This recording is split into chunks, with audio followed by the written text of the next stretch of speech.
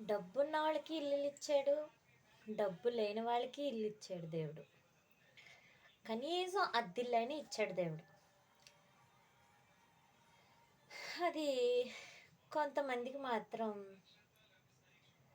ఇల్లు ఇవ్వడం మర్చిపోయాడు. ఆ ఇల్లు ఇవ్వడం మర్చిపోవడం వల్ల ఎన్నో అనర్థాలు జరుగుతున్నాయి. ఒకటి, ఎదుటివారు చావు కోరడం. రెండు, ఎవరు సంతోషంగా ఉంటే వాళ్ళ మధ్యలో వెళ్ళి తంటాలు పెట్టాలా అని ఆలోచించడం.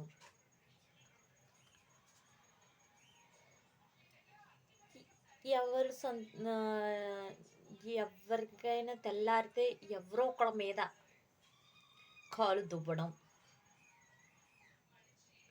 ఇలాంటివన్నీ జరుగుతున్నాయి. అదే ఇల్లు కుటుంబం అన్నీ ఇచ్చుంటే ఎవరి జోలికి వెళ్ళకుండా ఉందురేమో. దేవుడు మర్చిపోవడం వల్ల ఎన్ని అనర్థాలు జరుగుతున్నాయో. బహుశా ఇల్లు ఇస్తే ఇవన్నీ అనర్థాలు ఆగిపోతాయేమో.